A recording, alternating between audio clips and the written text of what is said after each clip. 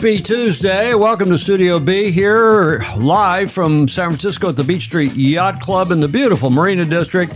I'm your host, Tom Eamon, along with my co-host and Commodore of the Beach Street Yacht Club, longtime St. Francis Yacht Club member, saying hello to you on our last show for 2025. Yes. Hard to believe. It'll be our 10th year next year. We'll get to 900, then maybe 1,000 shows as Alan Long checks in from Belize. Yes. And Lance is here in the Bay Area. Blake Middleton is in Minneapolis. Peter Rechenberg is in Geelong, outside of Melbourne. Clark Chapin saying goodbye from Plymouth, Michigan, sending the family back to here to the Bay Area. He put them on a plane earlier after the holidays. Clay Embley saying greetings from swinging London, Julia. Oh, good. London. Hey. And you made me dress up in my once-a-year black tie. Yes. Well, it's New Year's Eve here. Well, it's New Year's Eve down under. And it's New Year's Eve down under. It is indeed. So we are celebrating our last show, as I said a minute ago, of 2025. Welcome to show number, what is it, Julia? 896. Let's get to the starting line, get into it. Happy Tuesday, happy New Year's Eve to those of you down under, and happy Make Mine Extra Crispy Day. Oh, yes? You seem confused. No. That's what it is.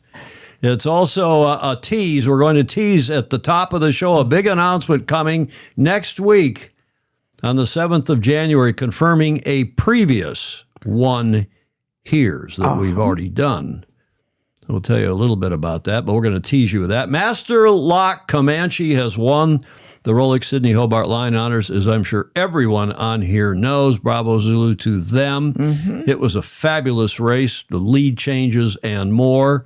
We have John Emmett down in Hobart, actually, in his Coaching Corner report today. He's going to give us a look around the Line Honors winner. He's on the deck of Comanche for his report today. Then we'll go back and tell you about the provisional, Julia, overall winner, because there is a protest. Yes. Second place boat has protested the what we think or what we thought was the IRC overall winner, the handicap winner, but they're being protested by runner-up Min River. They're both double-handed boats, finishing first and second, at least provisionally. Yes. And we'll ask you if that protest is correct or croutonic. Yes, I'd like to know that. And then we will feature an Alistair Murray, last one for 2025. His Alistair's awesome Aussie anecdote with family and friends. He puts a nice bow on 2025 for us aboard his new yacht. Wow. On a summery day down there. Yes. Off his home in Metong. Yeah. Last leg, a nice Rolex video reviewing very quickly 2025. And it's about all their Rolex ambassadors, including a surprisingly large number of sailing ambassadors. But the video is so quick, we'll see if anybody can count how many sailors are in that video from Rolex on our last leg segment. This Day in History, Whiskey Tango Foxtrot, and of course, Julia, yes, our fabulous FOSE. What does FOSE stand for? Friends of Sailing Illustrated. We still get asked that a lot. Yes. Well, yeah, it's not an automatic. That's what it is. So once you know it is, the FOSE. Steve Ross saying good afternoon from San Diego. John Emmett's put up another video. Ed Worley, that's Tracker 1265. He's saying cheers from. It is cold here in NorCal. It is. I just stuck my head out the front door to check to see there were any packages on our stoop, Julia. And are there? No, I always check before we go live. Yeah. And Jekyll 125, not sure who that is, saying hi from Cole, London. Tell us your real name if you would, please. Jekyll 125. Julia, you look awesome today on New Year's Eve. Oh, thank you, Blake. Your biggest fan, Blake Middleton. Yes, he's always has something nice to say, and I appreciate it. There's MJ, Mary Jude Szymanski, checking in from Philadelphia. You both look wonderful. Well, I'm having to cover my double neck with the mic, Julia. See that? I very carefully positioned the mic before we went live to try to cover up my...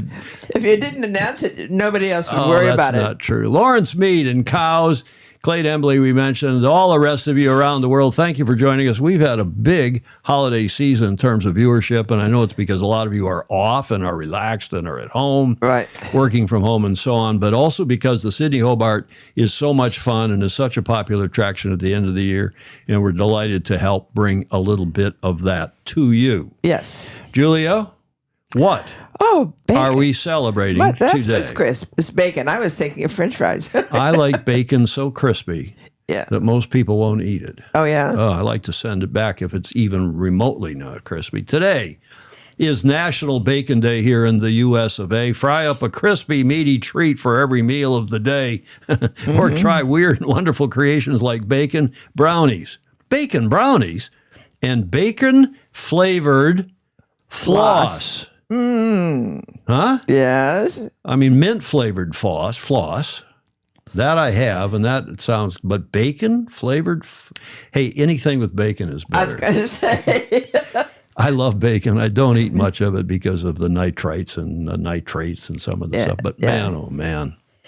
You had me at bacon, Clark Chapin is saying. Dawn Riley just tuned in. Love the outfits. Dawn, you're too kind. J. Frederick Bland out in Texas. Present and otherwise accounted for. It's Mr. Doctor in disguise as Jekyll.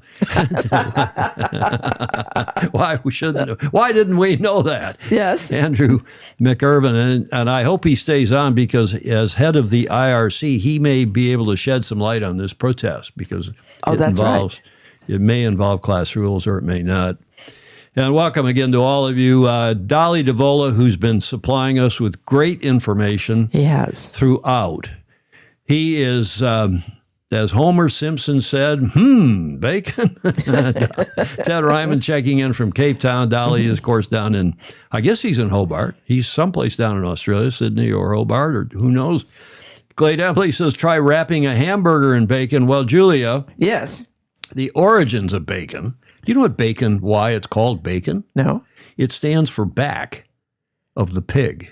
Oh. In several different languages or variations thereof. The origins of bacon stretch back into the Middle Ages. Some say China, early before BC times in China, with the name of this delicious meat originating in Middle English from the word bakun. Following it back, it can be found in France as Bacco, Germany as Bacco, and even in Old Teutonic. Some people call me an old Teutonic, as Bacca. Yes. Bacca, the old German. All of these words mean back. And what does that reveal about bacon? Well, that's right. It's made normally, not always, from the back of the pig. But those listed above are not even the earliest examples of bacon. It seems that the first bacon was known to have come from Romans, Romans, and known as? Patasso. I don't see a C in there. That's right. Patasso. Clayton Embley says, bacon, my favorite Chinese food. Well, it's amazing what you can do with bacon because you can do it in savory, you can do it in sweet and everything in between, including a few cocktails. And you would think poorly of me. Yes, if you didn't have a film. If I didn't have a video. We do. Has this magical ability to complement nearly anything you throw its way. Its crispy, smoky goodness adds a burst of flavor that plays well with sweet, savory, and everything in between. Bacon wrapped anything, pure gold. Toss it in a salad, instant upgrade. The truth is, bacon's savory charm enhances textures and tastes, making it the ultimate sidekick for both comfort food classics and gourmet delights. Happy National Bacon Day. Happy National Bacon Day. Oh, good. I think we'll have a little bacon. A rasher of bacon? A rasher of bacon.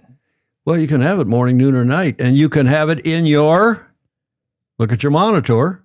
Cocktail. I figured that's where you'd want it, in your Bloody Mary.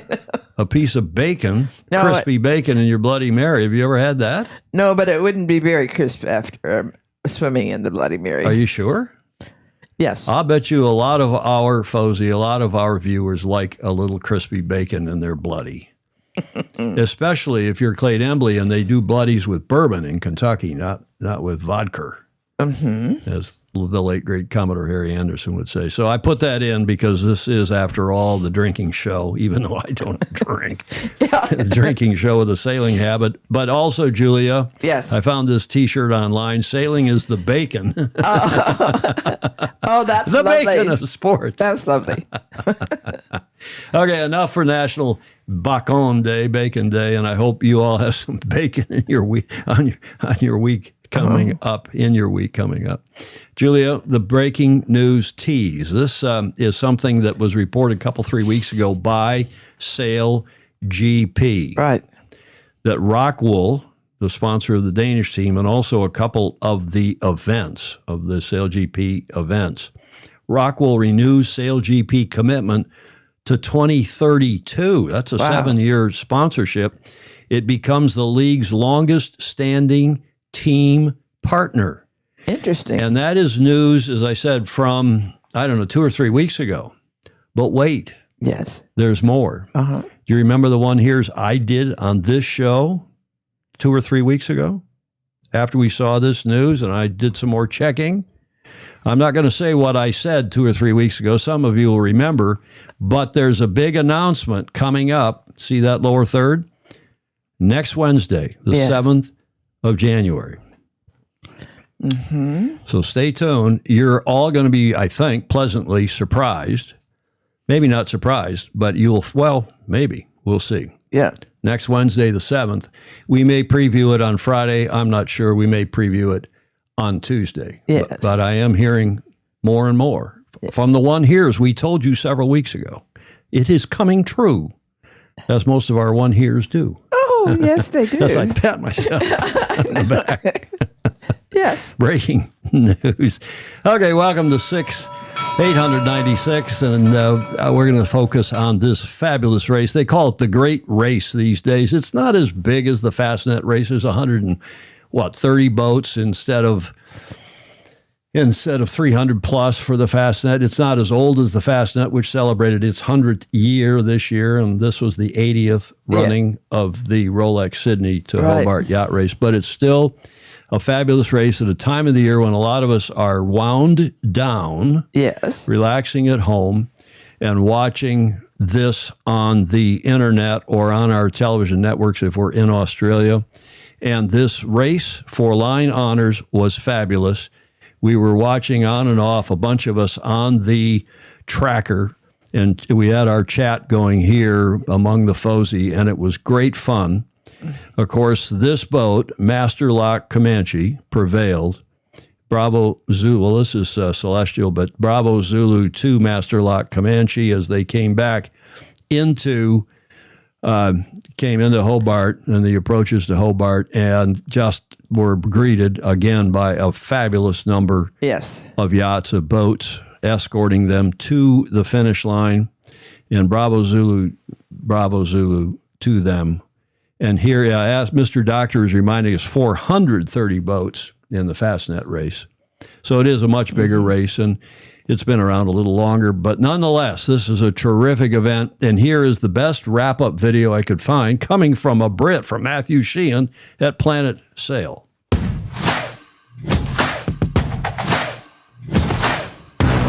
Maybe it's because it starts on Boxing Day, or perhaps that it has a reputation for being brutal, or even because it's one of the oldest offshore races in the world. The chances are that it's all of them. Because whatever it is, every year the Rolex Sydney Hobart race attracts global attention. And the 80th edition of the race was no different. As the race got underway, 129 boats crossed the start line for their 628-mile Christmas quest to Hobart.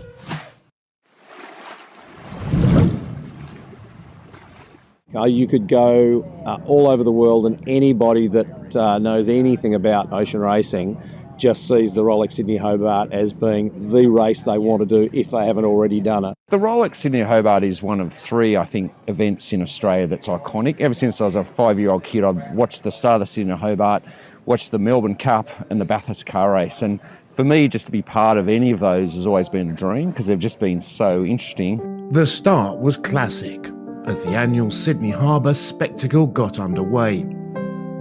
Law Connect was looking to defend last year's win as they held off Masterlock Comanche and Lucky on the sprint through Sydney Harbour.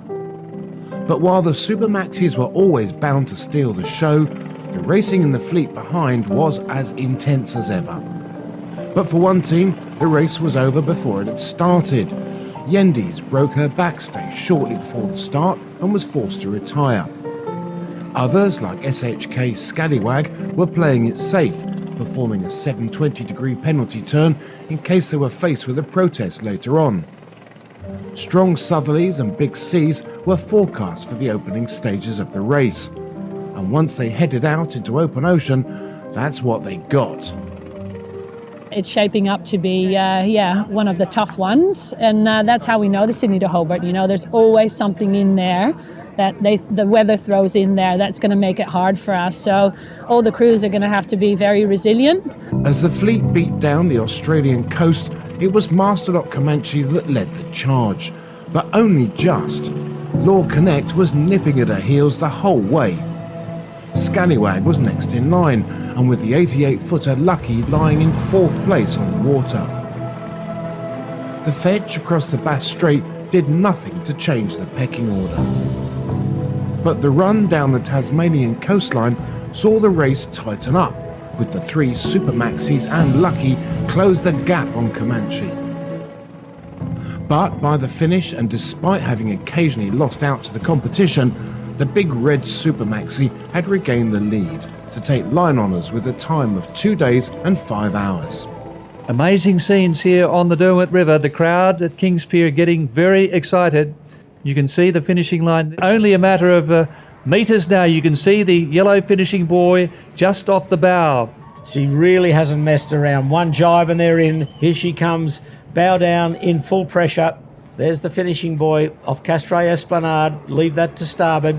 A moment to savour for Masterlock Comanche. This boat takes its 5th line honours victory. Magnificent performance by James Mayo and Matt Allen. An impressive win, but 20 hours off the overall record, which this boat had set in 2017.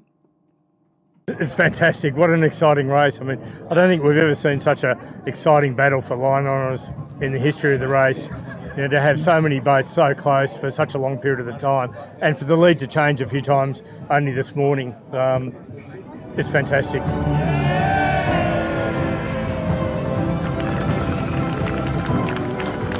Okay, Bravo Zulu, all around. But also to Matt Sheehan, who produced that video. And as I said, I looked at there's a lot of content that comes out of Australia for this race, but this was content that Matt Sheehan put together, edited. Matt's been under the proverbial weather. He's had a bit of a health challenge over the last few months, and I think he's coming good, so we want to wish him a very happy New Year. Absolutely. And best wishes for a healthy, prosperous 2026, Matt. We're thinking about you and anybody else that's got a bit of a health scare in the last few months. Ted Ryman agreeing. Nice video from Matt. Julia. Mm-hmm. No, I was just thinking, we were thinking about the whole thing. Now, Bravo Zulu to these guys. That's, of course, Matt Allen on the left, past president of Australian Sailing. He's a World Sailing vice president now. He is a contributor to the sport par excellence. James Mayo on the right, along with the gentleman from Rolex.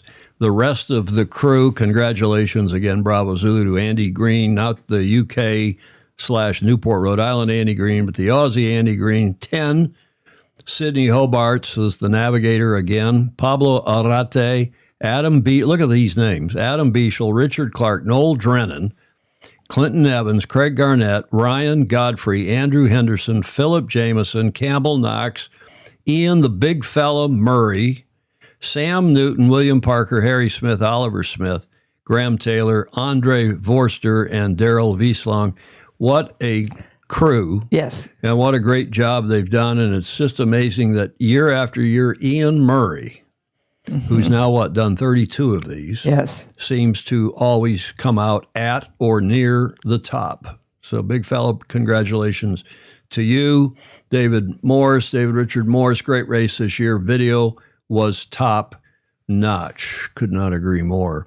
While we're at it, let's look at the rest of the top 10 after Masterlock, of course, was Law Connect, Christian Beck's big boat, 100-footer. SHK Scallywag from Hong Kong, Sang Huang Lee, David Witt, who's the skipper. And then the American boat Lucky, Claire Harrington, very proud of them. It's also a Chicago Yacht Club as well as a New York Yacht Club boat, Brian Earhart. And they won the Barn Door this year in the Trans-Pac race and other major events. They've had a great... I didn't know that. Oh, yeah, they've had a great year. Lucky has. Palm Beach 11, the former Waxy or Wild Oats 11. Mark Richards now has that boat, and he's been the captain of it for years, but now I believe he's the owner, certainly the owner's rep of the sponsors and so on. Celestial, Sam Haynes, the Commodore of the Cruising Yacht Club of Australia, they were 6th. And then on down, including the Kiwi boat, James Murray's Callisto, we'll talk about in a moment. And they ended up winning, by the way, IRC 1 as a 52-footer. So bravo, Zulu, to all of them.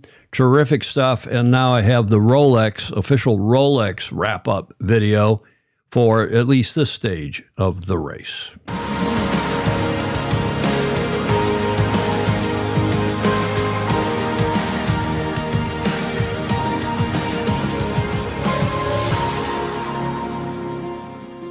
The highly anticipated contest for line honours at the 80th edition of the Rolex Sydney Hobart lived up to expectations, unfolding with breathtaking intensity. By the third day of the 5 100-foot maxis that started, just 3 remain in contention. Comanche, Yaston, Scallywag are all pretty close together at the moment. There's probably 100 metres in it. Trading places along Tasmania's spectacular east coast, the tension built with every mile. A torn mainsail slowed 2-time winner Law Connect, allowing Masterlock Comanche to carry a narrow lead to Tasman Island and across Storm Bay. I mean, we haven't given up, but obviously our odds of winning aren't high. After you probably need them to make a mistake. With Law Connect and SHK Scallywag refusing to give up, the Comanche crew were relieved to enjoy a straightforward passage up the Derwent. They crossed the line in an elapsed time of 2 days, 5 hours, 3 minutes, 36 seconds, nearly an hour ahead of their closest rival. You know, it's about teamwork. Together everyone achieves magic. When you've got a great team, you can do anything in life. They're just all quiet achievers. You know, they're humble and down to earth, but hard as nails. As the crowds gathered dockside in Hobart to deliver a fitting tribute to this year's Line Honours champion, the race for overall victory continues. Join us again for more updates from the Rolex Sydney Hobart. Okay, the overall, of course, is for the Tattersall Cup, and that is the next phase here because that goes to the winner of the handicap under IRC. And a lot of people thought it would be a small boat race this year because of the conditions. Absolutely. And it looks like that is the case. But before we get to that, we have a coaching corner, Julia, from John Emmett, who was on the deck of the big Indian of Masterlock Comanche right after they docked. Good. John Emmett, get to the front of the fleet. The coaching corner with Super Posy John from Great Britain. Hi, Tom, Julian, all the Posy. Well, I'm here on Line Honours winners Comanche. Just had a nice little chat with Matt Allen, who's just behind us at the moment. Shippo's over there. I'm coming. He's just finished his live bit, but Lily asked him if they'll turn the engine off to make the sound quality better, but I don't think they can do that. But just the atmosphere here is amazing. I mean, I think sailing is obviously about who you surround yourself with, but we went for a few beers at Customs House, and just every time a boat came in, I'm very aware there's people working here and we're getting right in the way. every time people came in, the crews would go straight up, still in their offshore kit for a beer and a big cheer. And it was really interesting. I know a lot of people were upset with the fin being removed from the Olympic Games, but actually I see a lot of those young, strong guys are doing really well in the big boat programs where, let's face it, they want young, strong guys. But the scale of this boat is just absolutely amazing. This Comanche is all hydraulic stuff. And it's really hard to get to sell. But the really interesting thing for me, and I sent Tom a little thing, is just come and check out the state-of-the-art compass we have here. So I'm going to get one of these for my Ilka because that's obviously where it's at. But yeah, this is a massive boat, and I think actually they're saying that the ride is probably actually more comfortable than the TP52s, or definitely a Sydney 38, the small boats they did. And we've been all around the boat, down in the bunks where they have all the hydraulic systems are there, and yeah, you can instantly get a hot drink and all this stuff. In fact, there's a man coming up now. But yeah, I think it's a whole different world, and one of the really nice things about sailing is just the fact that there's so many different parts of it, and it feels for Lily as a double Olympic medalist, as a gold medalist, it's actually almost the start of a new career. And I make Alistair Murray laugh because last year I flew out to Melbourne and I sort of spent quite a lot of time in Melbourne, and Lily was spending lots of time in Sydney. Now with the offshore, I think I've flown to Sydney initially, and I think Lily's going to spend quite a lot of time in New Zealand. So with that, I think we're going to go and grab a cup of coffee with Peter Shipway and spend a bit more time together. But it's just been an amazing experience with Sydney Hobart, and I can't believe it's taken me this long to be here in person. I mean, people saw me having a beer and they're like, how many of these have you done? And I'm thinking, yeah, no, it's the first. And however good the social media is and the media, and I think they do a fantastic job with the relaxed talking, getting the information, it's actually being here on the ground where you truly appreciate the atmosphere. And with that, I'm wishing everybody a happy new year coming up, and to sail fast, sail safe, keep healthy and keep having fun. And with that, from me and Lily, bye for now. It's amazing. He seems more animated, more excited than he's been in months, talking about big boats and having had this experience down there. And Lily, of course, sailed on Mazu Denali's Little Helper, the Sydney 38. And early on in the race, they had, she's being interviewed there by Crosby Lorimer, but and that was before the race. She ran that interview on on Friday's show, I guess. Yeah. She and that boat had battery problems, had electrical problems. They lost their instrumentation. I'm not sure what else. So they turned around, went back to Sydney, and John sat there and waited for them. And then they all flew. She and John and Lily flew down to Hobart, and now she's apparently being invited to an event in Auckland. She's going to go down there and race, and then John. Apparently she's coming back up and doing the VX1 Australian Championships or something, and then they're going to work their way out to Melbourne, but they're enjoying the perpetual summer life. Yes, and both of them were quite forward about that. Indeed. He is just a natural, David Morris is saying. John, is just a natural talking about our beloved sport. I look forward to John's words each episode. Steve Groover, debrief. I'm writing down what I learned and putting it in my vest pocket. Yeah, with all the mainsail problems. But it was as Lance Burke and others have said, it was just obviously the first 24 hours, 36 hours was just a brutal race going uphill in that slop and a lot of breeze. Brutal race. And as Blake Middleton, another small boat sailor, but he's done some big boat sailing too, he's observing that it's a big boat when John can do his standard walk during video and still not cover the entire boat. Yes. Yeah, what's the background on these scallop pies? Tom Fishbeck wants to know. He's the one who sends us breakfast sometimes after we do a early morning watch party. Yeah. Tom Fishbeck, nice to see you on Baton Rouge, observing it was Comanche that had the mainsail issue last year. This year, of course, Law Connect. The competitors should debrief everyone else's issues for next year.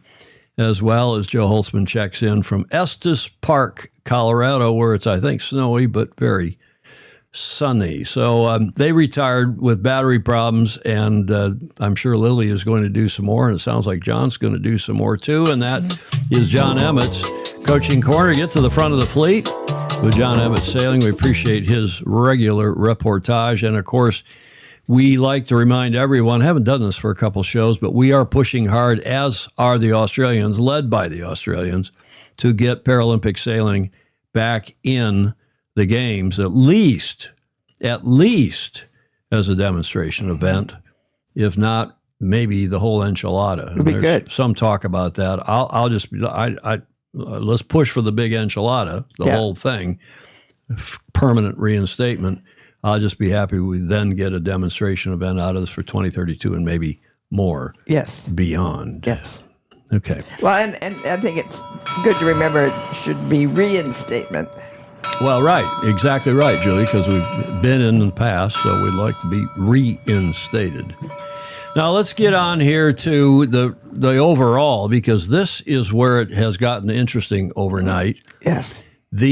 According to the rankings, now, as of 0400 this morning, their time, I think it was, this is about 9 o'clock my time, I think, when I took this screen grab. So, yeah, 0400 their time, 0414. This boat, this ostensibly French boat, but they're really from down there, BNC My Net / Leon, which is a DH, which means double-handed, they have provisionally finished first on corrected time under the IRC. Mm-hmm. Another double-hander, Min River, the double-hander, has finished second. Love and War, the famous old S&S boat, which has won this a couple times, in fact, with Peter Shipway aboard, and his daughter sailed, is 18. They have an interesting thing. A minimum age, I mean, interesting, I think it's wise, a minimum age of 18. And at age 18, Grace, Peter Shipway's daughter, sailed on this boat that her dad won the race a couple times aboard. Yeah. Love and War. And they ended up finishing, it looks like, third. But there is a protest. And we'll tell you more about that here. This is the ostensible winner, My Net, also representing the Banque de Nouvelle Caledonia. It's a Caledonian team. Michel Quinton, is that how you pronounce that, Julia? Yeah, or Quinton. Quinton, and Jean Regal. And they are from Caledonia, down there. Mm-hmm.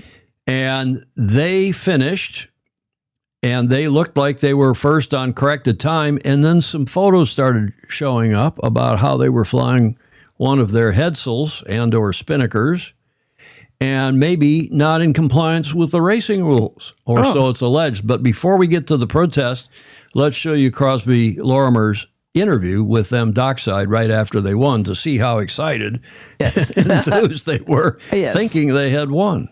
Live here from Constitution Dock, right inside the gate, so to speak. And beside us here is BNC Minet Leon, which is the two-hander with Michel Quintin and Jan Regal in the background. And the reason why there are so many people here is it looks very, very strongly like she will be winning this race IRC overall, the first double-hander to do so. The good thing is to be with Jan and to have something together and nice results. We'll see if it's a win or not. But And can you just tell us a little bit about that final run to the finish line on the Derwent River? What was going through your head? It was crazy because the wind just came down and at some point you have to keep out of the result, just say don't care about the tracking and just sail. Just go for it. Yeah, just go for it. That's it. And we didn't know when we crossed the finish line. It's Nick Douglas who told us that we might have won. But we don't know, in fact, so we wait. We just know that we won the line of honor double-handed, so we are happy for that. That's the first start, and then see the family. Then the rest happens. Yeah, and then it happens. What's the afternoon look like? Lots of nervous checking of your phone? No. We'll have a nice meal. A shower. We didn't eat yesterday night, it was too heavy, so we didn't have a meal. The last meal was not yesterday, the day before yesterday, so it was tricky. One question. You were born in Sydney, so this is really... And you've got an Australian passport? Yeah. So this is actually a victory for Australia? Yeah, also. Shared one. I share. And I was born in Tahiti, so we're happy to share. It's a League of Nations, yeah? Talk us through the conditions, particularly this morning. It seemed like everything sort of slowed down a bit. Yeah, it was difficult because we had all the night was really tough condition, and when we arrived in the Derwent River, the wind dropped completely, and came from the other side. But there was a time that we go and get the anchor and say, well, we'll have to anchor not to go out of the Derwent River. So when the wind come back the other side, and we start slowly to build up and to say, well, we will pass the first point, and we happen to finish. So, but we could have stayed for a few hours also. But that's the race. We know that the Sydney Hobart race can finish in the river, and all the results is part of this race to have that condition at the arrival. Can I ask about the key decision points? You made a point off Green Cape there to go wide and then come back. Was that a major decision point for you? When was that? Southern tip of Australia. In fact, we really prepared together the navigation before the start, and the day of the start, just 2 hours before leaving. So we basically know we know where we are going, and we know what are the hotspots where we will have to decide. And before we arrive to the hotspot, we already have a percentage of what's going to be the decision. So the decision are taken quite quickly. We say it's option A, you confirm, yes, confirm, and then that's it. Cool. And any damage? Not really, much. Not Not much. much. No, it's all right. No. And this boat is Jerry Trenchsell's old boat, is that right? And you raced with him, didn't you? No, yes, it was my boat. He wanted, as he in 2015, he has won the Fastnet race with the same boat. He asked me if we can do the Sydney Hobart as my boat was in Numéa. So we did it together with Alexis Loison, with Jean-Pierre Kelbert. With Alex Loison, who's on Min River. Yeah, and he did it also on this boat. We did it in 2017 with Alexis Loison as navigator, and Jan was bowman. So we are already a good experience of the race, doing it twice. You said how you didn't eat a lot, but what food did you have? We had good food, but there's still. You want to test? What exactly did you have? We eat the chicken curry with rice, pasta bolognese, lasagna, and we had pork. I know you said it's too early to think about overall victory, but what would it mean if you were able to secure that victory? I can't imagine. It's just we came here to test us, but we don't really know what results we could have, and when everything gets in the right position all the time, so even during the race we said no, it's not possible, because we were nearly leading the first day, so it was great to hear that, but after we forgot the overall, we were looking for double-handed first. And we had a little battle with Alexis Loison, who is a good friend. So, if we don't win, it's Alexis that wins. That's a good question on the sailing front. How tough was it? What were you down to sort of J3s, J4s and things? How heavy was the breeze? We need. That was when we do upwind, and that was a tough part when we have to change from G3 to G4. And so we were two at the front, and it was moving a lot, and the automatic pilot was not very stable with waves. So yeah, just tell everybody you're allowed to use the autopilot as well, aren't you, in certain conditions? Yeah. Yes. Yeah, but we had problems with our in the middle of the Bass Strait. We had electronic problems. We didn't have any information about the true wind, the angle, the direction, the strength. So sailing by the seat of the pants. So it was difficult. Sometimes we were really sailing without our usual marks, our usual marks. Thanks, it's brilliant. Thank you. I thought that was just a fabulous interview. I agree with Blake Middleton, who just said this is real sailors talking about real sailing issues, matters, not being political, not being really like they've been at media training. And when there's a slab of Cascade appears on the cabin deck, you see that in that. Then the kids are there, and they're talking about the food, and they're talking about one issue that's a bit. I'd maybe get Mr. Dr. Andrew McIrvin to comment in the chat, but there's some issue there of fairness. Some people assert, I don't assert it, but some people assert that because the double handers are allowed an autopilot, that the autopilot over a big picture long term can be quite a bit more effective, can do a better job of steering the boat than a human in certain conditions. And that maybe that gives the double-handers an inherent advantage in certain conditions. And of course, they got other disadvantages. So I'm sure smarter people than I are discussing that and thinking all of that through. Clark is saying, put a life jacket on that kid. Clark, for Pete's sakes, let kids run around, fall in the water. The kid probably swims better than all of us. And if he falls in, there's 15,000 people right there to jump in and collect the kid. We don't need life jackets on everybody and anybody. But that, I thought, was an interesting video. I hope you agree, Julia. Yes, indeed. I do think about the French being not first in mind about winning the overall. The overall. They wanted to win the double-handed, and if they couldn't, their friends were going to win it. They thought they were hoping. Well, that was a nice attitude. In fact, Jekyll 125, Dr. Andrew McIrvin, is saying it seems the French are now taking over down south as well, and of course they are dominating big boat racing, or in part at least, up north. And here they are again, at least. Now, in case you're wondering where they are from, those of you who are geographically challenged, New Caledonia is out here. Why can't I draw that here on my... There, there it is. You can see it right there with my... Yeah. Okay. That's New Caledonia, and it's north, more or less, northwest of New Zealand, and east of Australia. And apparently they're Australians. They got Australian passports and so on. At least the one gentleman does. The other seems to be from Tahiti, Julia. Yes.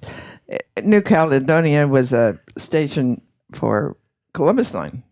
For your late great husband's. Did he run boats out there too? Yes. Oh, he did. We've had entries in the Governor's Cup, a New Caledonian youth team that came and sailed in the Governor's Cup down at Balboa Yacht Club and did okay.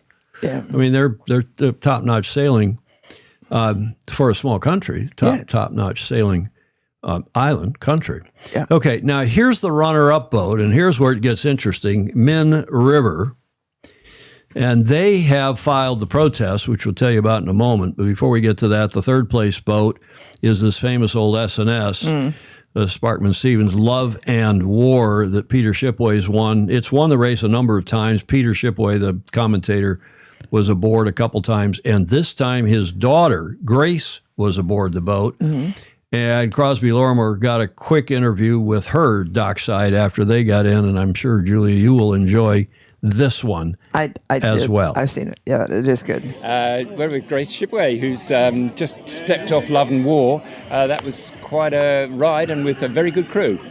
Yeah, probably the best crew to do it with. Very, very honoured to be part of that crew. Only female on board, but they were very, very accommodating and very welcoming of me. But it was a pretty hard race though, wasn't it? Well, you don't have many to judge it by, but... That race was so hard.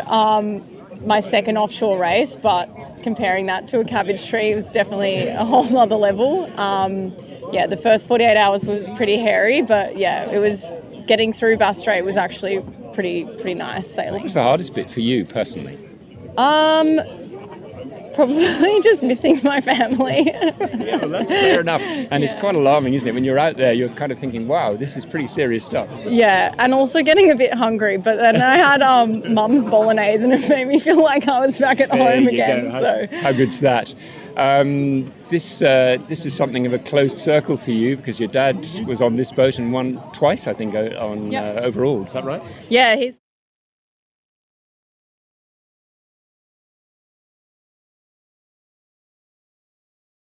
I better turn my mics on. I didn't mean to cut that off. I thought the lower third would back off when I pushed the button, but it didn't.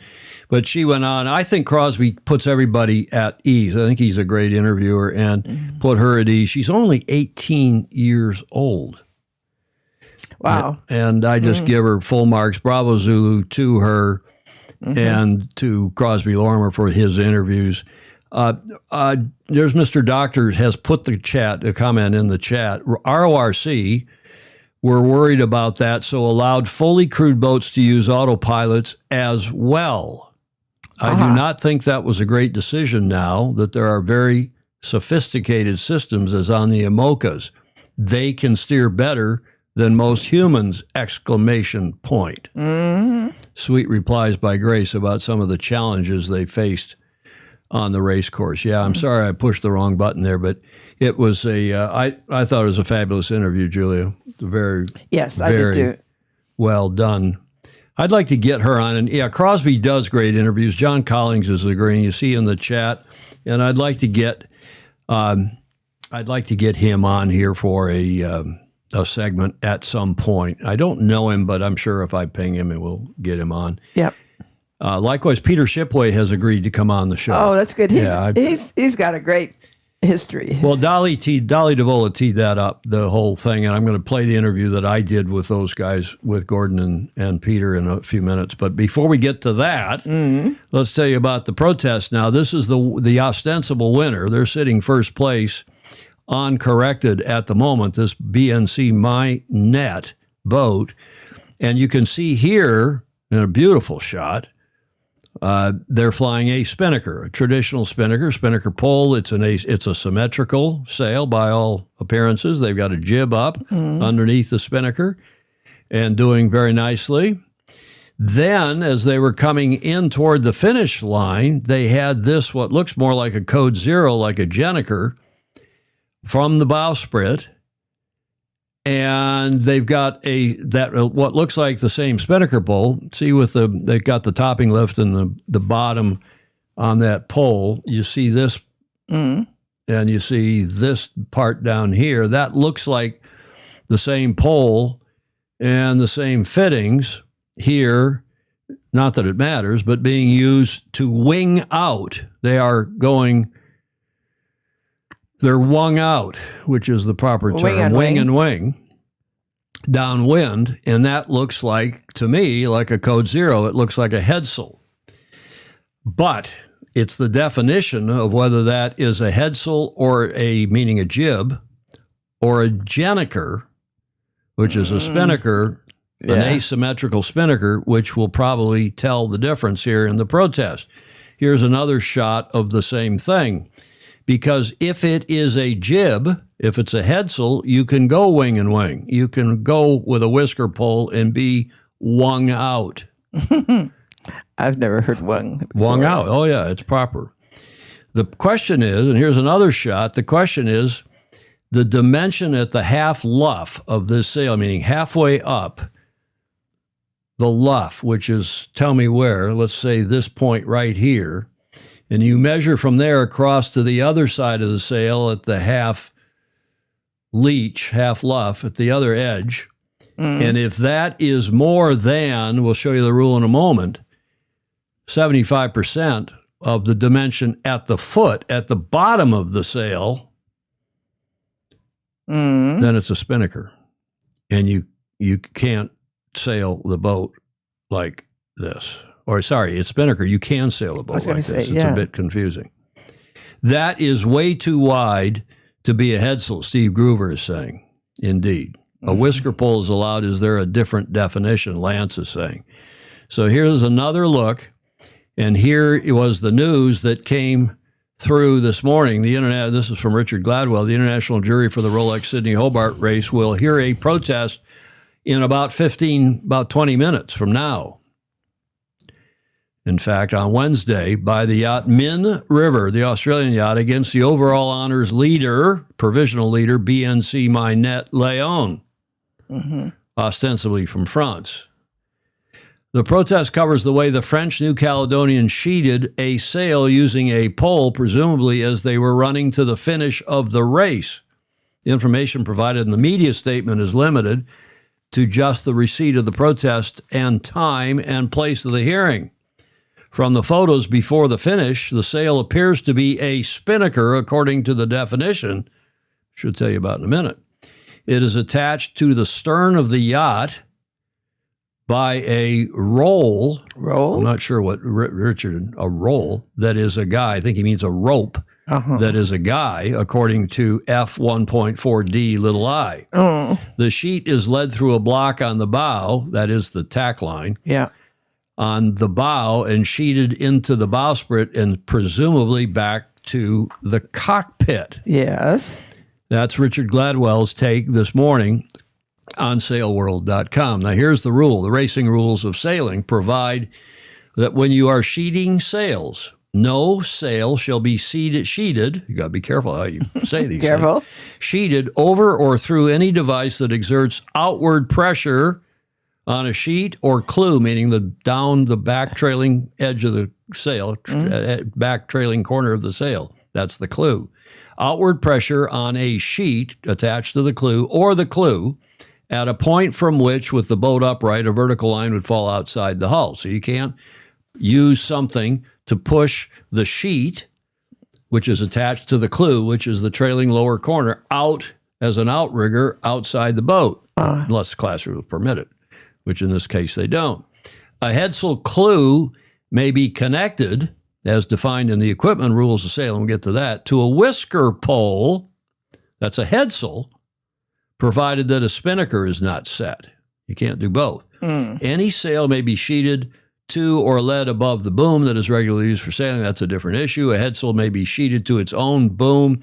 That's for a self-tacking jib, C. And D, the boom of a sail may be sheeted to a bumpkin, Julia. I don't know. Now, I called myself a simple country bumpkin from Michigan all my life, but a bumpkin in this case is what? I don't know. It's sort of like a bowsprit, only it's a stern sprit. It's what you see on the back of a boat. That's a bumpkin. For the bum. It's on the bum of the boat. Well done, Julia. Well played. Okay, I understand well played, that. Julia. But it's on some boats, on big yawls, you may have the mizzen mast, the mid-mast mizzen boom may be trimmed to the bumpkin, extending out beyond the stern. Yeah. For example. Okay, so have we confused you all completely with this? Now, what is that sail? Because that's going to, I think, determine the outcome of this protest, and a lot of others of you think the same thing. There it is, tacked down on the bowsprit like a typical gennaker. There is the pole in use, and if it is a gennaker, well, that's one thing. Now let's go look at the rule. Headsail. A headsail is a sail set forward of the mast spar, the forwardmost spar, if it's got more than one mast, where the measurement between the half luff, as we were telling you a minute ago, the half luff point and the half leech point, meaning the two half points on the sail going up either side, is less than 75% of the foot, meaning the bottom edge. Yeah.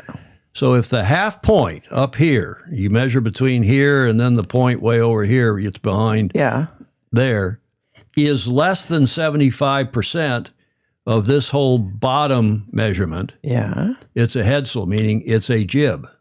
Okay. Okay?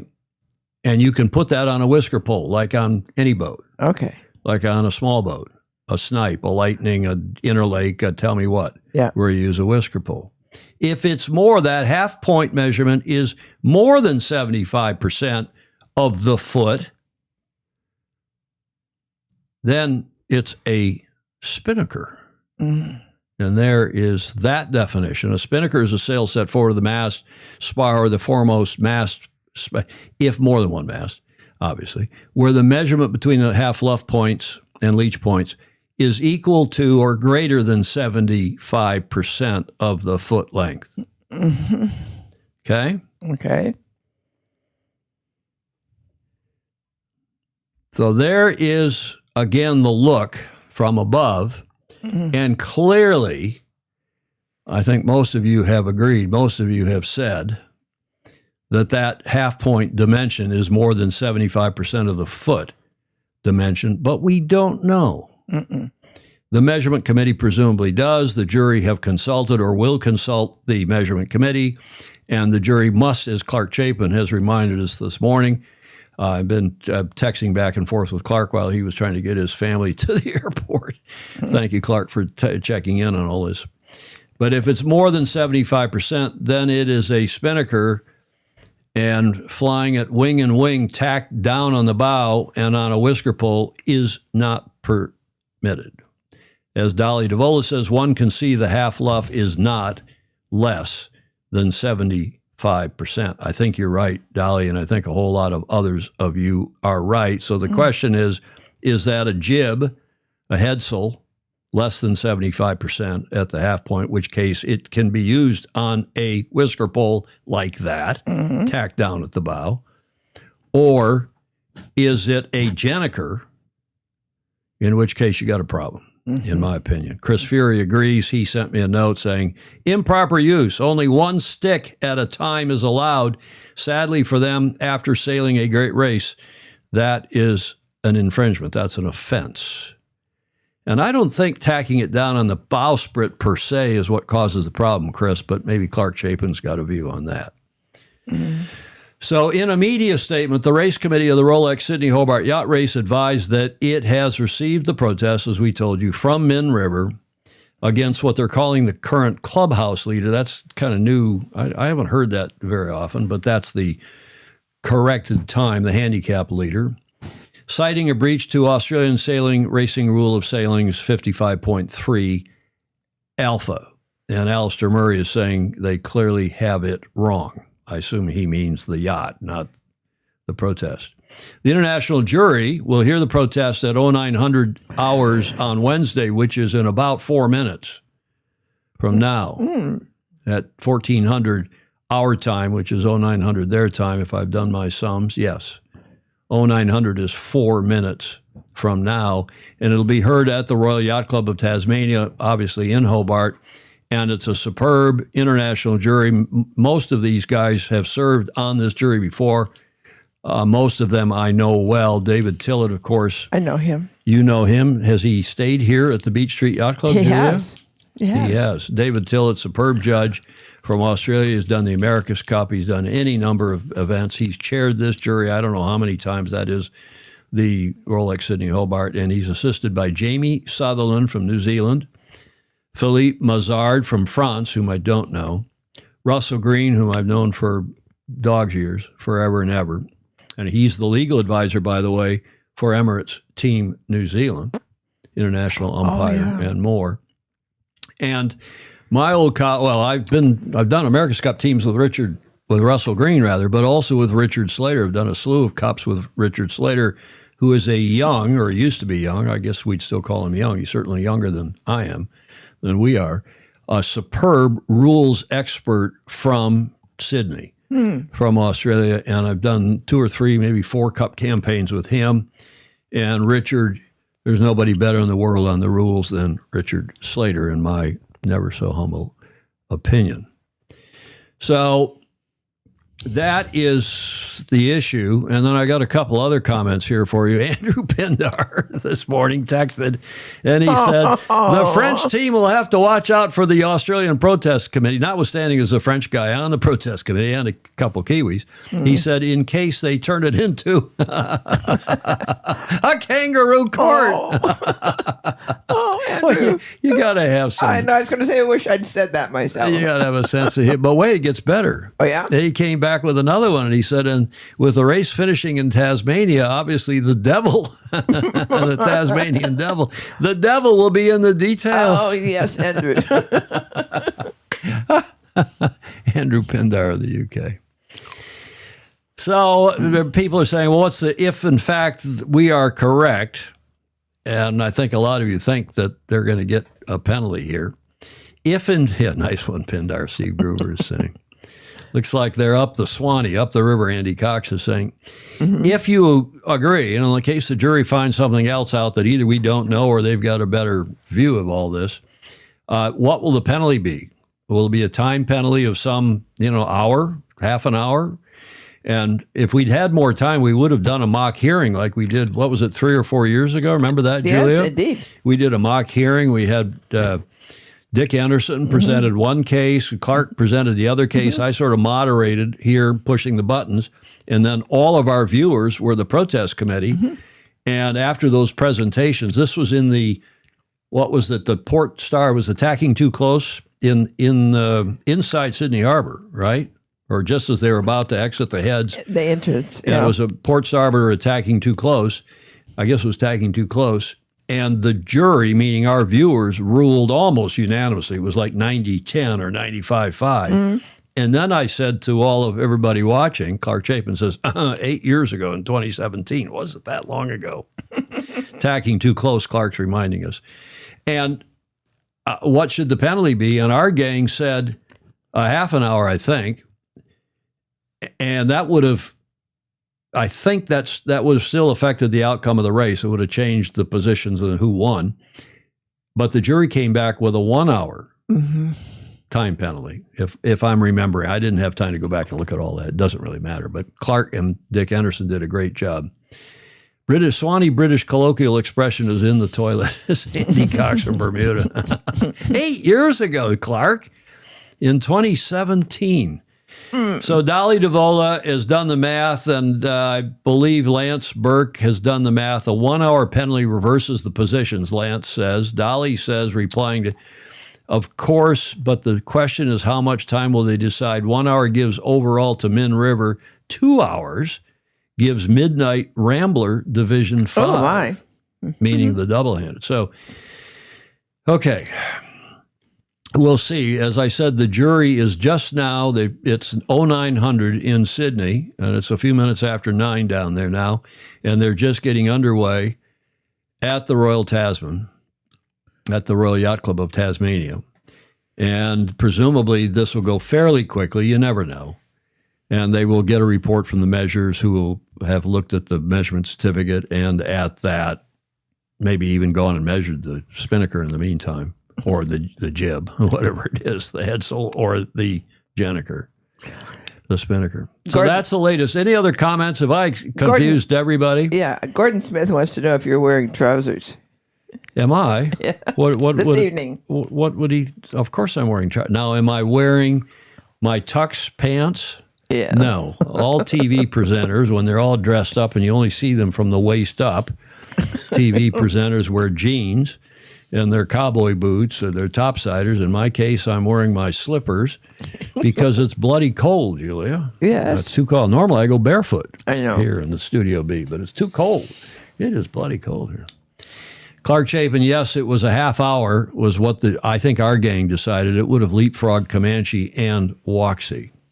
That was a lot of fun. I wish we had more time to organize that today and done a hearing in the first hour of the show, but I think we'll see. And by the way, the jury back in 2017, it was, Clark, thank you. Was more lenient. Well, no, the jury was watching. Oh. They were? Yeah, I heard from several. I know these guys. Sure. I know. Of course. Why wouldn't you? Yeah. There's Gerardo Seeliger, who's watching in Madrid. Steve Gruber says, I think that pulling out the clue of the spinnaker would be a huge advantage. Pulling it out, meaning sticking it out with the whisker pole, especially while using the autopilot. There's a good point. Got a lot of smart people on here, Julia. I say that every show, but man, oh man, it is the truth.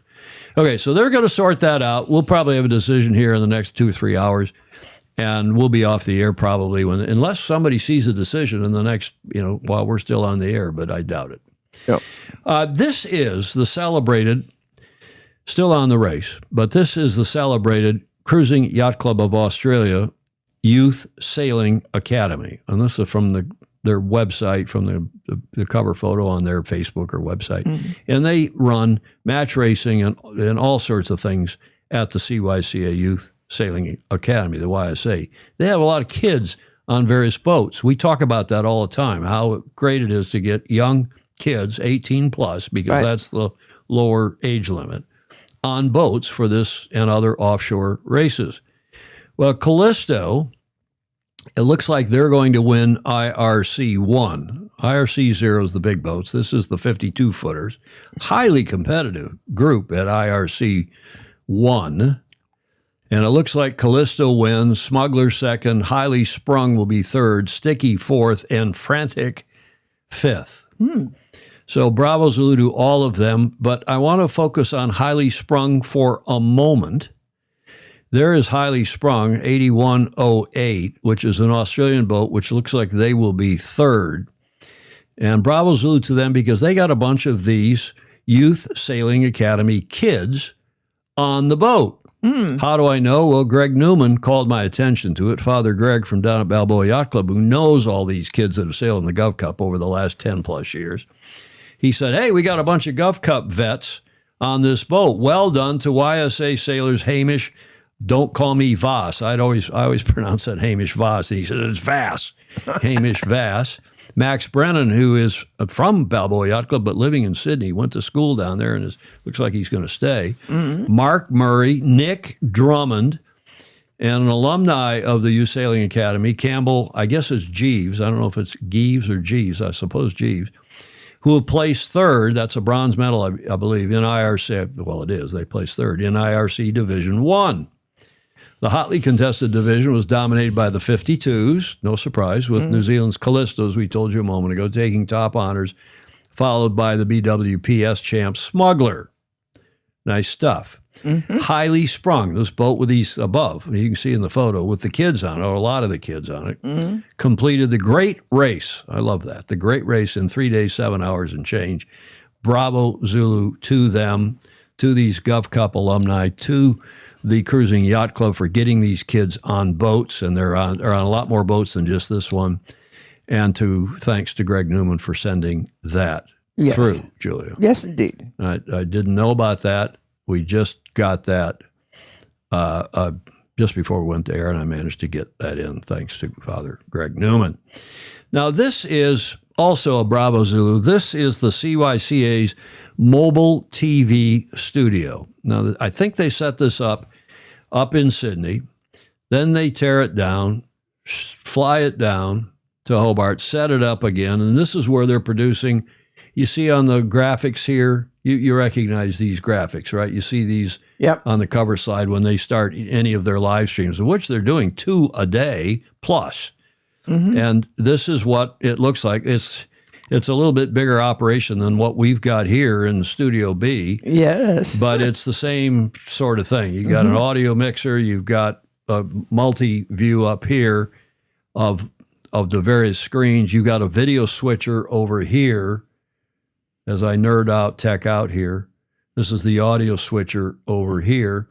And there's a producer-director sitting in the middle with a headset and a microphone talking to the talent and to whomever else. Cool stuff. And they've done a superb job. And I had the great pleasure of sitting an interview with them on Sunday, our time. Saturday night, our time was Sunday, their time. When out of the blue, I got a note from Peter Shipley, an email saying, hey, can you sit an interview with us and tell us what the uptake is of the race, of the Great Race outside of Australia? And I said, happy to do that. And here is that interview. Yes. By Blink, Mark Gorbatov, and the Cruising Yacht Club of Australia, very proud of your effort. Keep going, guys. But Shippo, I believe you have a special guest. Well, it's a very warm welcome to the west coast of the United States, to Tom Eamon, well known in yachting circles, America's Cup especially, and also as that great news platform Sailing Illustrated. Twice a week he brings it to us with all the news about yachting around the world. Tom, firstly to you, hello, welcome, and how are you enjoying the Rolex Sydney Hobart race this year? Peter, it's the best, and we're enjoying so much you and Gordon's commentary. How's the interest back home, Tom? Well, it's worldwide, as I'm sure you know, Peter. We do this every Tuesday and Friday. We're the only live show in the sport, Sailing Illustrated. And on Tuesday, we did a big preview. It was almost all about thousands of views. People from the UK, from Europe, from across the States, Australia, New Zealand watched the show live. And we did a preview on Tuesday. Then we did a watch party on our Christmas night, on your Boxing Day. We watched the start for the 90 minutes that you're on the air. And that had one of our biggest viewerships ever, 4,000 plus views. People, again, all over the world, even in the middle of the night in Europe. There's a tremendous amount of interest. Let me read something from Claire Harrington, Peter, who's the Commodore, the newly installed first female Commodore in New York. She said, there are lots of eyes on the great race and a great deal of interest here in the USA. We have great admiration for the administration, promotion, and success of such an iconic race. American yacht clubs aspire to produce events that have the impact and significance of the Rolex Sydney to Hobart. Australia rules with an exclamation point. And I think she's spot on. Well, that's wonderful and very much appreciated, because a lot of work, as you well know, as better as anyone, goes in behind the scenes to run an event, a big event like this, and be able to bring it out to the world through the cameras and the YouTubes and all the social media. It's just so good for yachting. It for sure is. And then probably the dean of the yachting journalists in the world today, Richard Gladwell, who I'm sure you know well, he wrote to me just before and he said, Peter Shipley and Gordo Bray are a great double act. It's a real pleasure to listen to all that experience. It is a pity that this is Gordon's swan song. So, and Andrew Pindar and Andrew McIrvin, who is the chairman of the IRC now worldwide, and we've been watching this together all day again today, and it's just a fantastic coverage that you provide of what is arguably the world's greatest offshore race. Well, that's brilliant work, Peter. And can I just say, I think the coverage this year has gone to a new level. David Lyle, who's the head of the CYCA marketing, and Ashley Dart, the producer, which has given us so much more of the on the water, getting onto the boats and being able to hear from people while they're racing. I think it's been quite magnificent. And a lot of people have said to me how much they've enjoyed actually getting out onto the boats during the race and seeing what conditions are like. So well done to the CYCA team. And I think we have been the beneficiaries of a terrific coverage led by David Flower and Hype TV, a wonderful team here. It's as good as any team I've worked with anywhere in the world. And I think we're very privileged to be part of this operation. And it's lovely to get that sort of feedback on the other side of the world. Yeah, it's wonderful from Tom, and I second your comments about the setup here and the production and the support we've had. Okay, and thanks again to Dolly Davola, who does, as you probably most of you will know, does the TV for the Sydney Harbor 18s, for the 18-footer league, with Peter Shipley, the gentleman on the left, and we've been watching that, following that on this show for years as well. Dolly, thank you. It was a great pleasure to do that. And again, it's not the biggest race, as Andrew McIrvin, Mr. Doctor, has said earlier in the show in the chat. They had, 430 boats for the Fastnet this year, and they got 130 for this. The Fastnet's 100 years old this year. This race is 80 years old this year. You've got the Newport Bermuda race, which has been going on forever. The Transpac, the what's the race in the Mediterranean called? Help me out. The Middle Sea race, the Rolex Middle Sea race. So great stuff. But the timing, because this is at our holiday season, everyone's holiday season, and we're up here cold in the northern hemisphere, looking with great interest at how warm it is and how nice it would be to be sailing down there. There's a lot of vicarious pleasure, Julia, I think, in doing this. And, I would have fun sitting at the counter there at the commentary table. But bravo Zulu to them, bravo Zulu to everybody involved in the coverage. Forget about how many boats, forget about how long it's been going. The coverage that they provide is second to none. And we sat here, I wasn't kidding when I said in the interview, we sat here the other day when Law Connect broke their mainsail. And they pulled it down and they were trying to re-reef it. We were all trying to figure out what's going on. The chat was blowing up. And we're watching that video come live off Law Connect, who are the only boat, as far as I know, that does a live stream on and off, mostly on these days, through the whole race. And the more boats that do that, the better. And, it's like the Round the World race. It's where they have the OBR, the onboard reporter. Right. There's no audio. But still, nice stuff. Fritz Mueller, been following the race from the get-go while traveling. Spectacular. Alan Long, thank you for your kind comment. Ted Ryman for yours. Clay Dembley, great question about interest. I had folks from LYC What yacht club is that, Clayton Embley? LYC over for the watch party, and they loved the cinematic elements. They are mostly power boaters, and they universally agreed to try sailing. Well, listen to that. That's good. Huh? Yeah. Listen to that comment, Julia. That's incredible. Huh? Yeah. It's a different sport. Yeah. There was a DH boat that also live streamed. Thanks, Lance. What was the name of that boat? Do you know? But regardless, Bravo Zulu to Peter and to Gordon, and thank you all for your kind comments, and we'll see if we can keep building the interest in our beloved sport through media such as Sailing Illustrated, but the job that a lot of people are now doing around the world.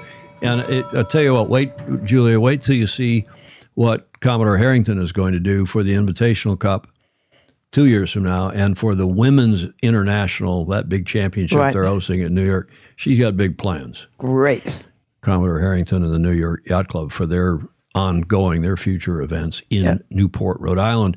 And I was talking with Greg Newman yesterday, and it was down there with Andy Rose. We've continued after now almost 10 years, I guess we're going to continue to tune up the Governor's Cup, and we're going to have our usual 10 live shows in 6 days again this year. Good. And I think we're even going to have instant replay. Wow. So that's our goal. Each year we try to pick one thing to make a little incremental improvement in what we're doing, and hopefully we'll have some live replay for Governor's Cup this year. So the live stream from Law Connect was quite insightful. I think we will see more boats in the future, Dolly DeVola says. Mm-hmm. Okay, moving smartly forward. Julia, what happened on this day in history on the 30th of December, fairly recently? 2002. We've talked about American football. We've talked about hockey. We've talked about cricket, of all things, on this show. And now we're going to talk about, on your monitor, soccer. Soccer. The beautiful game. We have the great race, and now we have the beautiful game. That, of course, is Cristiano Ronaldo, the Portuguese superstar, who now lives, I guess he lives, or at least part of the year, in KSA. You know what the Olympic code KSA stands for? Kingdom of South Africa? Saudi. Oh, Saudi Arabia. Saudi Arabia. Right. RSA is the Republic of South Africa, where Ted Ryman is. Oh, yeah. He was born in 95, and he, of course, is a superstar. 85. 85, thank you. Is regarded by some as currently the best football player in the world and one of the greatest of all time. I would say more than by some. Ronaldo rose to fame playing for the English club Man U at the age of 18. There he was instrumental in helping the club win 3 Premier League titles, a UEFA Champions League title, and a FIFA Club World Cup. In 2008, he won his first Ballon d'Or award. In 2009, his transfer to the Spanish club Real Madrid was the most expensive ever in association football at $123 million. And we got that going on right now in a very modest way in Sale GP, right? Yeah. This whole transfer stuff. While at Real Madrid, the club has won 4 Champions League titles and a Club World Cup. But of course, on the 30th of December, 2022, the Saudi Arabian club Al Nassr reached an agreement for Ronaldo to join the club, signing a contract until 2025. And I don't know if that's been renewed beyond this year. Somebody in the chat will know. Ronaldo received the highest football salary ever at $200 million, not for the contract, $200 million per year, including a guaranteed football salary of 90 million euros, with commercial and sponsorship deals bringing his total annual salary to 200 million euros. Terrific. But he gets the press. He gets the eyeballs. He does. And, of course, as some would say, that is the Saudis are, well, we won't go into that. Mm-hmm. The biggest salary ever in football. In 2022, on this date, Ronaldo joined the Saudi Arabian club Al Nassr for the biggest salary ever in football, leaving Man U after criticizing it publicly. Mm-hmm. It's called football, Tom, because you can't use your hands, unlike American gridiron football, where you do use your hands. Yes. It's weird how that became known as football. Yeah. Huh? Didn't the on this date say 2002? Yeah, I meant, okay, Clark, thank you. Clark always catches the date. Yes, 2022, Clark, thank you. I got to talk to the graphics department again, Crutonicism. And by the way, we've got the World Cup coming up here, co-hosted by, Mexico, U.S., and Canada, right? Mexico is also co-hosting it, isn't it? Isn't Mexico, is that a Mexican something there in the middle? Yes, looks like it. I think it is. I think all three countries are co-hosting the FIFA World Cup this coming year. It starts in 2 days, 2026, and Ronaldo was recently at the White House with President Trump. They're making a big promotion. This, no doubt, is going to be a big deal when this event gets staged here in 2026. And Ronaldo, by the way, for extra credit, is confident of reaching 1,000 goals, according to Reuters yesterday. This article came out yesterday. Apparently, he is on, 956 career goals.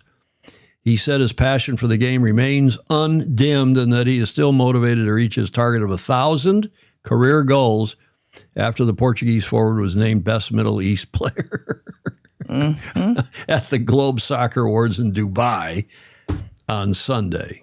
Ronaldo's double for the Saudi side, Al Nasser, on Saturday took his tally to 956. And with the 40-year-old set to play for 1 or 2 more years, his target looks achievable. I'm sure it will be. Unbelievable. How is a 40-year-old the best player in soccer? Steve Gruber is asking. Well, he's pretty darn good, that's for sure. Okay, enough of Soccer Illustrated for the day. It gets us to the promised AAAA. Only 22 minutes into that protest hearing. If anybody hears anything about the hearing, let us know, please. But Alistair checked in with this AAAA. Got it last night just in time to wrap up not only his session, his multiple. I mean, he's been a regular like John Emmett, not quite as regular as John. Absolutely. But look, he sent some photos, as he often does. How good is this? And celebrating with family the end of the year in his Alistair's awesome Aussie anecdote, and a nice photo from Meetong from his holiday home. He even got the couple doggies there in the shot, Julio. And then his new yacht. Remember the yacht that they christened here on the show? I don't even remember the name of what Alistair's watching. A Tangerine. Da, da, da, da, da. Isn't that how that song goes? Yes. And Greg Normand is in Hobart. He's down here for our first show in mid-January. We've crossed 13 Great Lakers down here. And sail racing really is universal. Happy holidays, Tom, and then back to the slopes for the better sport, ski racing. But Ronaldo can't ski. Greg Normand, who does inside Great Lakes sailing, also does in the wintertime, he does inside, Great Lakes skiing, I guess it's called. There is a second protest now posted, according to Lance Burke. The race committee is now protesting BNC, which is that same boat that's being protested by the other. Interesting. So the race committee must have decided that BNC boat, the ostensible leader, has also broken the rules. What's saffron mean? Oh, the boat's saffron. That's right, not tangerine, saffron. Oh, okay. Yeah, that's what that means. Thank you, Alan. Thank you, Ted. Is that the name of the boat, too, saffron? There's another picture of it. And here is Alistair's video. G'day, Tom, Julia, and all the Fosey. This is Alistair with AAAA. For my guest on the boat, that's Alistair's awesome Aussie anecdote. What better way to spend the day than out sailing on beautiful Lake King here at Meetong? And my camera person, Loretta, perhaps you could do a quick pan around and show the guests and the scenery. Michael steering. Cool as a cucumber. And take us all the way around Meetong.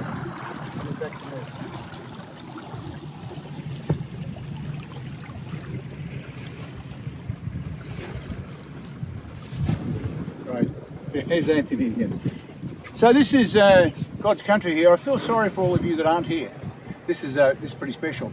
But as a final year message for Sailing Illustrated, I just wanted to say that life's all about communities, I think. And I think about my cycling community where I've got all these great buddies and we have all these adventures together, and it's like a big part of my life. And I think of my work community and of all the great colleagues I have. I think of my friends like the Green family that I'm with today, that's community. I think of family, that's the ultimate community. But then for me, sailing, that's right up there, perhaps even number one in the sailing community.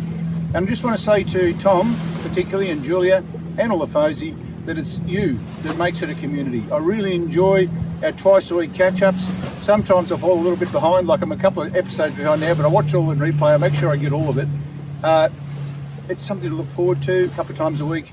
Tom, you do a fantastic job with the technical side of things, with the splicing of the videos and all the equipment you got. The technical excellence of the show is really something.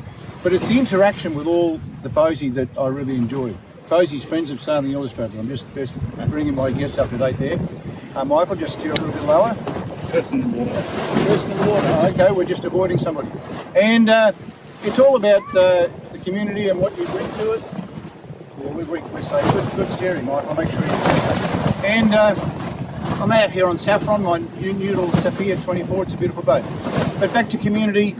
Looking forward to catching up with all my mates a couple of times a week, and particularly the fact that they're all around the world. Tom, I love the special connection you've got with Australia. I think that really makes it good for me and for people like Dolly and Pedro and Chris Fury and all those guys. It's just fantastic that you're part of it. Anyway, you do a great job bringing us all together. And one thing I really love too, Tom, is the fact that when we travel now, we look at what Fozy might be living in that country, and we look them up and we catch up for a few beers. And that's a big part of life. So cheers, Happy New Year to all the Fozy, Happy New Year to Tom, Julia, we love you, and we'll look forward to a great 2026. Cheers, folks, bye. The last video of the year. Yes. And looking forward to 2026. Ted Ryman, who guessed the name of the yacht. Remember, he won that competition. I still haven't sent you the watch, but I will. I've got to figure out how to get it sent to South Africa with the Trump tariffs and all that sort of stuff. It's not easy. Perfect location for an AAAA. Bravo Zulu, Alistair. That's what Ted Ryman was saying. Nice one, Alistair. Happy New Year. All-Star needs a spin pole. Yeah, there's a lot of clever comments. David Richard Morse. Tell him he needs a whisker pole for that kite. Everybody's doing it. Dolly Devola, Al should try pulling out that kite. That one hears it's fast. I was laughing, Julia, during that because I was thinking, it wouldn't have been funny. But what if they'd run over that wakeboarder, whoever I think it was a lady in the water behind the powerboat. Alistair telling the kid, fall off, steer down, go down, you're getting too high, and the kite's luffing. And of course, whoever's the guy driving is coming up because he doesn't want to hit the powerboat and more importantly, the wakeboarder in the water. Right. Alistair, you're the best. Thank you very much for you and for John and everybody else who contributes mightily to this show. That, of course, is our final AAAA for the year. Alistair's awesome Aussie anecdote. Much appreciated. Julia, that gets us to the D block. And I said that was the last video. I do have one more video, and I teased it at the top of the show. In the last leg, we've got this video from Rolex. It's called This Crown Is Yours 2025. And watch carefully because this is not even MTV-esque. Cutting is so fast in this video. See if you can count. See if you can identify, more importantly, but if you can get the count of the number of sailors. There's tennis players, there's golfers, there's equestrian, I'm not sure what all, in this salute to the Rolex ambassador in this video that Rolex put out earlier today. Mm-hmm. But there's sailors in it, which I think is fabulous for our beloved sport. And see if you can count how many sailors are in this Rolex This Crown is Yours 2025 video. Okay.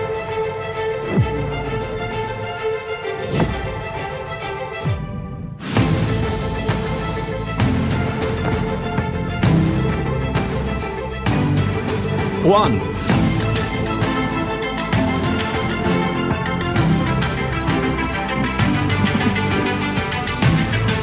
Two.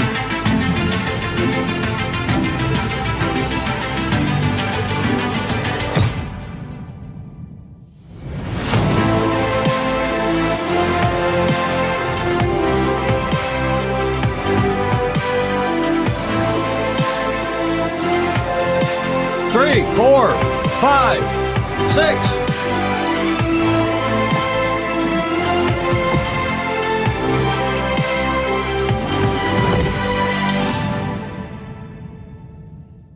Did I miss any? Did I count one that wasn't a sailor? I thought you missed one in Kind the of in young the woman. middle. Yeah. Yeah. I don't know. I tried. I need to do a slow mo of the thing. I didn't have time to do a slow mo before we went live, but there were a good number. Yeah, there 4, were. 5, 6, 7. I don't know what the Yeah, number. Did anybody right. else count? What'd you have? But a nice video.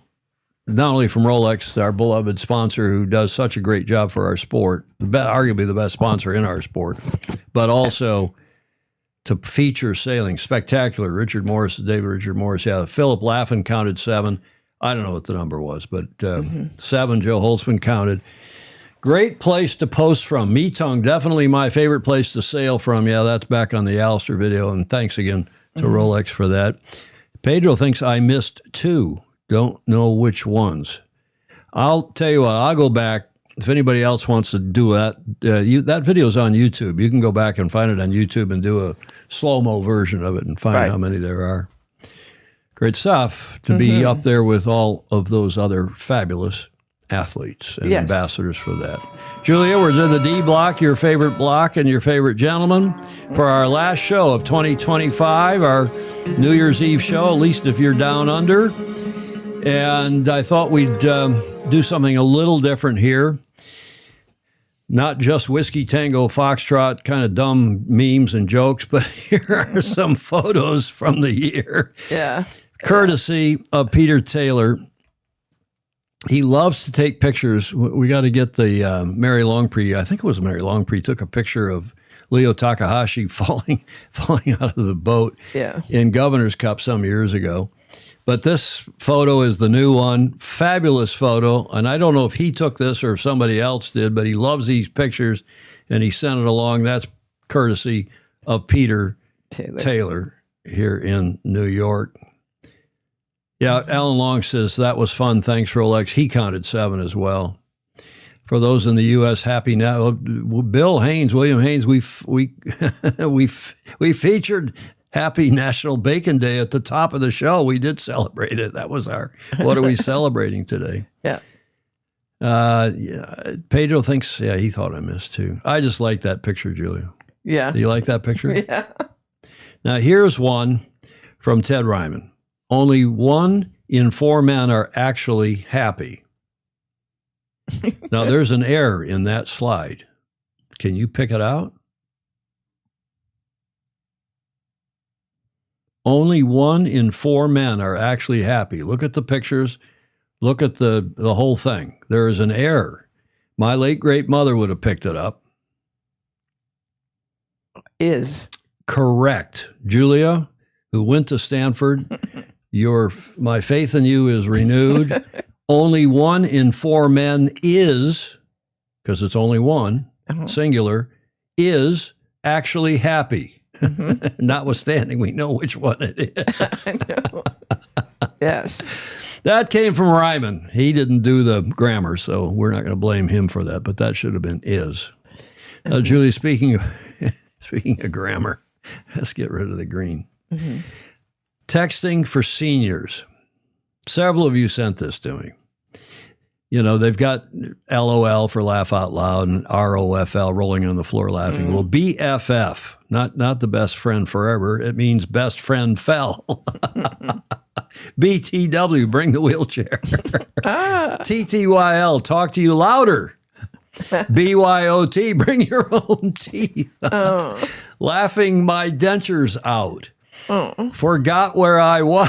FWIW. IMHAO is my hearing aid on. OMMR on my massage recliner. And finally, ROFLACGU. Rolling on the floor laughing and I can't get up. Ooh, I relate to that. Huh? Texting for seniors. That's lovely. Oh, my goodness. And as we always wrap up these shows, all the smartest people sail, thanks to Blake Middleton. That gets us to the proverbial finish line. And Julie, at this point, you like to say... Yes, please take this opportunity to like, follow, and share. And if you would please do know that comments are welcome even in replay. We leave them open, so those of you watching these shows, as many of you do, in replay. And we appreciate each and every one of you who contributes via patreon.com/join/Sailing Illustrated or sends us any other kind of a contribution, because without your contributions, we couldn't have this equipment, we couldn't have the streaming fees continue to be paid, and we wouldn't be going on next year. We'd have to call this off, Julia. And go make some real honest money somewhere. Well, no, we only do it for this show. And we appreciate very much your support, patreon.com/join/Sailing Illustrated. Thanks for your support. Thanks also to everybody who gave us audio, video, and images for the show today. And Julia, I have one final slide, not a video, but I have one final slide for today's show to wrap up this fabulous year. It was a great year, weird year. They're all weird in some ways, right? Yes. Huh? Yes. They're all weird in some ways, but it was a fabulous year, and I appreciate all of you tuning in regularly. Julia, I appreciate your continuing support. Yeah. Well, huh? It's the Fosey that gets everybody caught. And especially the Fosey who keep us all honest and they're all producers in effect. I say this regularly. In effect, the Fosey are, you're the coordinating producer, I'm the executive producer, okay, but each of the super Fosey at least are contributing producers. They're sending ideas, they're sending pictures, they're sending videos, they're helping us. Not just the big segment producers like John and Ed Worley and Alistair and so on, but fabulous stuff. And we appreciate each and every one of you, even if you just tune in and watch the show. Absolutely. We appreciate it. But here's the final slide for the year. This is up here while we're enjoying all that racing and the warm weather down there in Metong and in Sydney and in Hobart. We also are racing up here, not yet ice boating, although they probably are in some parts of the world. That is on Sundays. That's frostbiting at Riverside Yacht Club, actually just down the street from where Commodore Claire Harrington lives in Greenwich, Connecticut. That's the fabulous Riverside Yacht Club. And on Sundays, they get as many as 45, 46, 47 a couple Sundays ago of the 10-foot Dyer dinks took to the starting line on Sunday, 12/21 on the Cos Cob Harbor in Riverside, Connecticut, in 35-degree Fahrenheit, 36-degree water temperature, and the 10 to 14 knots of breeze. Fabulous stuff. Our beloved sport. It gets played year-round in cold climes and warm. And that photo, the last photo of the year, courtesy of Rick Bannerow. So, everybody, thank you for a fantastic year-long sailing. Thierry de Jong, Gordon Smith, Philip Laffin, everyone else who's on here. We appreciate so much all that you do for us and for our sport. And it seems we attract a lot of spark plugs for our sport. These are the kinds of people I think that watch because they're also contributing to our beloved sport. They want to know and they contribute to knowing. They do. Okay, with that, we wish you a very happy and safe New Year's Eve, whether it's today in Down Under or tomorrow up here in the States and Europe. See you in 2026. Yes. That's Friday. Sail fast, sail safe, have fun. Ciao. For now. For now.